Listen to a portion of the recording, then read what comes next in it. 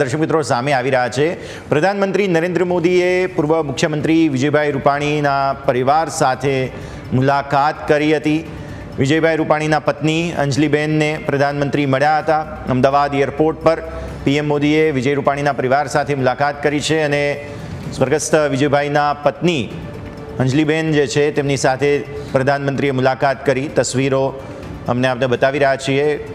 ખૂબ જ દુઃખદ આ ઘટના છે। મુખ્યમંત્રી ભૂપેન્દ્રભાઈ તસવીરોમાં જોવા મળી રહ્યા છે। તો આપ નિહાળી રહ્યા છો, ગૃહ રાજ્યમંત્રી હર્ષ સંઘવી પણ તસવીરોમાં જોવા મળી રહ્યા છે અને ખૂબ જ દુઃખદ આ ઘટના ત્યારે એરપોર્ટ પર અને પ્રધાનમંત્રીની કહી શકાય કે સિકલ જોવા મળી રહી છે આપણને। કેટલું દુઃખ, કેટલું દર્દ તેમના ચહેરા પર છે। અંજલિબેન પણ ત્યાં છે। અંજલિબેન પોતાનું દુઃખ વ્યક્ત કરી શક્યા નથી અને તેમની લાગણીઓ જે છે તે આંસુના સ્વરૂપે છલકાઈ છે। પ્રધાનમંત્રીએ એક્સ પર પોસ્ટ કરી છે। તેમણે લખ્યું છે કે ઘણા પડકારો હતા, તેમાં ખભે ખભા મિલાવીને વિજયભાઈ સાથે તેમણે કામ કર્યું। સરળ અને સાલસ સ્વભાવના વિજયભાઈ ખૂબ મહેનતુ હતા તથા પક્ષની વિચારધારા પ્રત્યે પ્રતિબદ્ધ હતા।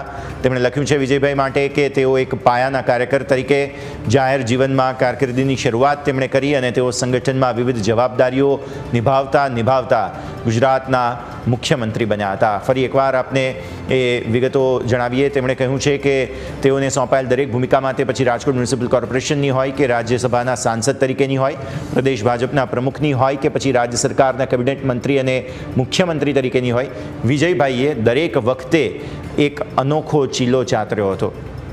પ્રધાનમંત્રીએ ખૂબ જ લાગણીવશ થઈ અને આ સોશિયલ મીડિયા પોસ્ટ કરી છે। તેમણે લખ્યું છે કે તેઓ જ્યારે મુખ્યમંત્રી હતા, વિજયભાઈ જ્યારે મુખ્યમંત્રી હતા તેમની સાથે ઘનિષ્ઠતાથી કામ કરવાનું થયું।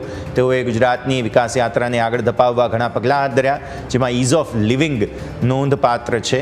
તેઓની સાથે થયેલ મુલાકાતો અને ચર્ચા હંમેશા યાદ રહેશે। પ્રધાનમંત્રીએ અહીં તેમની આત્માને શાંતિ માટે પ્રાર્થના પણ કરી છે। તો આપ એ તસવીર નિહાળી રહ્યા છો। પૂર્વ મુખ્યમંત્રી વિજયભાઈ રૂપાણીના ગઈકાલે જે આ દુર્ભાગ્યપૂર્ણ વિમાન અકસ્માતમાં મૃત્યુ થયા બાદ તેમના પત્ની અંજલિબેનની સાથે પ્રધાનમંત્રી નરેન્દ્ર મોદી અમદાવાદ એરપોર્ટ પર જે મુલાકાત